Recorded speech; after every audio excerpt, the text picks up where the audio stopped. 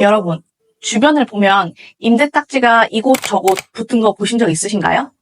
뉴스에 따르면 지난해 기준 자영업자 폐업률이 약 100만 시대라고 합니다. 올해는 더 상승했다라고 하고요. 근데 참 이상한 게요. 서울시 자영업자 창업률이요. 47% 정도 한다고 합니다. 폐업률만큼 창업률도 적지는 않은 거죠.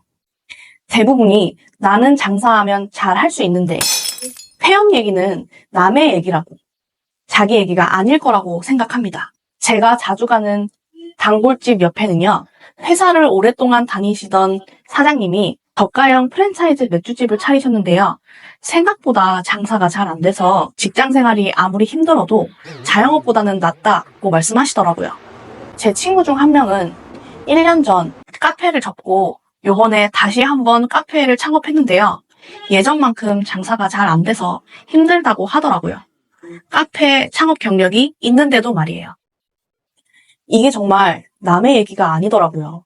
저도 예전에 창업을 하면서 코로나를 경험했습니다. 그때 몸소 깨달은 3가지가 있는데 맥주집 사장님과 카페를 창업한 제 친구에게 이 3가지를 물어봤는데 이런 건 정말 생각을 못했다고 하더라고요. 제가 이거를 느끼는데 3년이 걸렸지만 이 영상을 보신 분들에게는 영상 하나로 제가 다 알려드리겠습니다.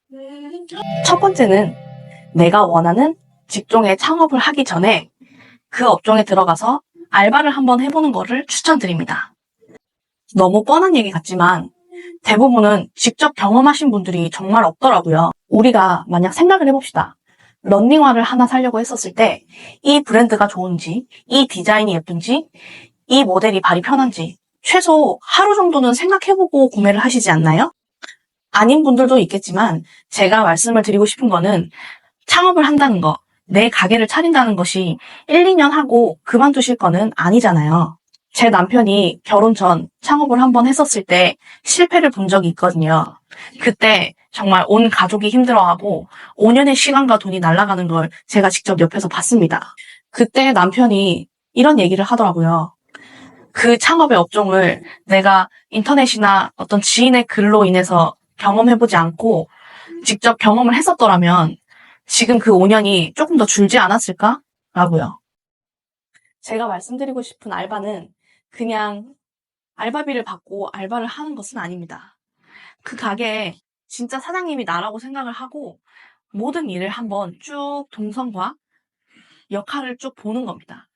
그거는 1, 2주 정도나 한 달 이내로 다 알 수 있다고 생각하지는 않습니다. 최소 3개월 정도를 그 가게의 모든 것을 다 파악을 하고 알고 나면 그게 정말 저한테 맞는지, 그 아이템이 좋은 아이템인지 그때 생각을 할 수 있을 것 같아요. 우리 힘들게 번 돈으로 창업하는 거잖아요. 너무 짧게 생각하면 그만큼 실수도 합니다. 천천히 기간을 두고 길게 바라보고 생각해보는 것도 너무 좋은 방법이거든요. 섣불리 생각하지 않았으면 좋겠습니다. 두 번째는 소상공인 대출, 저금리 대출 이런 것들을 많이 보시게 될 거예요. 그런 걸 보시면 다른 분들도 하나씩 다 대출을 받았을 텐데 나라고 뭐 하나쯤은 이라고 생각하실 수 있겠죠. 근데 대출도 대출이더라고요. 그것도 남의 돈이에요. 저희도 처음에 가게는 소자본으로 창업을 했지만 코로나로 점점 힘들어지면서 코로나 소상공인 대출이라는 걸 한번 받았었습니다.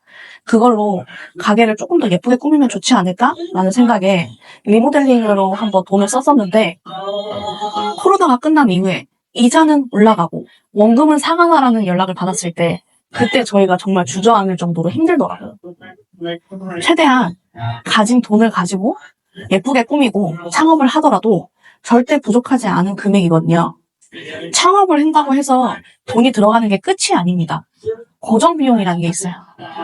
월세, 공과금, 세금, 인건비 이런 것들이 빠지고 나면 사장님이 열심히 뛰어들어서 열심히 일을 한다고 해도 결국에 따지고 보면 남는 게 없다는 걸 분명 깨달으실 거거든요. 근데 그렇게 하루도 쉬지 않고 1년, 2년 하다 보면 나중에는 사장님이 지치셔서 포기하는 게 폐업입니다.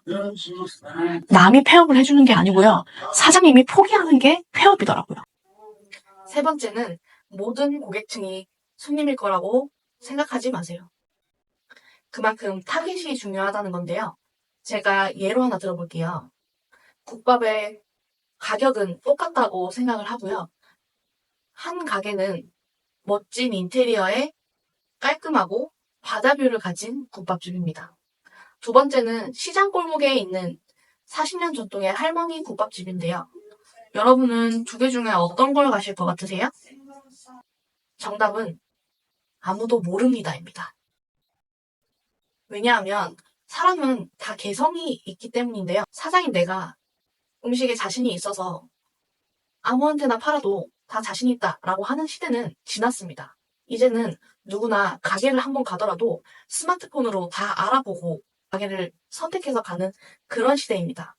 이처럼 제가 팔려고 하는 소비자층의 좋아하는 니즈를 파악하셔서 준비를 하셔야 됩니다. 회사 상권이라고 해서 회사원들에게 맞춰야지 라고 하는 것보다는 그 회사의 급여가 어느 정도라서 이분들이 가게에다가 파는 금액이 어느 정도 설정이 되어 있는지, 여성분이 많은지, 남성분이 많은지, 외국 바이어들이 많이 와서 외국 고객층들이 많은지를 정확하게 파악하셔야 됩니다. 그리고 또 그 회사는 야근이 많은가, 아니면 칼퇴를 해서 점심만 먹는 게 더 많이 선호하는가를 세분화해서 특징을 살리셔야 됩니다. 그걸 어떻게 판매하느냐에 따라서 다르기 때문에 그 타겟이 좋아하는 니즈를 꼭 파악을 하셔서 어떻게 파는지 생각을 좀 잘 하시면 그게 우리 가게만의 무기가 될 수 있습니다. 저는 평범한 직장인이었습니다. 10년 동안 서울에 직장을 다니다가 부산에 있는 남편을 만나서 시집으로 내려오게 됐는데 화려한 광안대교뷰처럼 정말 화려한 삶을 살까? 이런 환상을 가지면서 내려왔지만 현실은 그렇지 않더라고요. 먹고 살기 위해서 창업을 했지만 아무런 지식도 없는 상태에서 아무런 경험도 없고 옆에 지인들도 없고 배울 곳도 없었습니다. 그런 곳에서 남편과 맨 바닥부터 시작을 하기에는 정말 녹록지 않는 현실이더라고요. 그렇게 코로나가 또 터지게 되고 그 상황을 직면하게 되면서 저희는 가게를 포기하고 싶었습니다.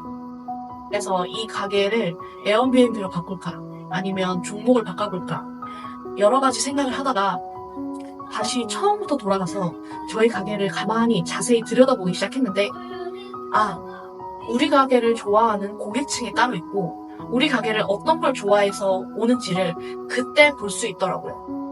그래서 그거를 조금 더 강화시켜서 다시 리모델링을 해서 오픈을 하게 되었습니다. 처음 오픈하고 한 달 정도 지났었을 때 예전에 있었던 매출보다 두세 배? 아니 네다섯 배는 더 뛰는 거를 확인했었어요.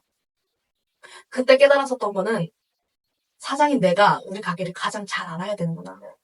그냥 예쁘게 인테리어하고 예쁜 옷을 입고 예쁘게 플레이팅을 한다고 해서 모든 사람들이 알아주진 않는구나 라고 저는 너무 깊게 깨달았습니다. 저는 대단한 사업가거나 엄청난 경력의 자영업자는 아닙니다. 하지만 제가 정말 평범한 사람으로서 느끼는 이 경험들과 공감을 통해서 지금보다 더 나은 삶을 살고 싶어 하시는 분들을 위해서 조금이나마 도움을 드리고 싶어서 이렇게 영상을 찍고 있는데요.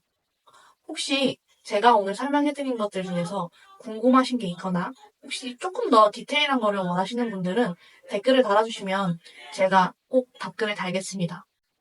긴 영상 봐주셔서 감사하고요. 구독과 좋아요 부탁드립니다.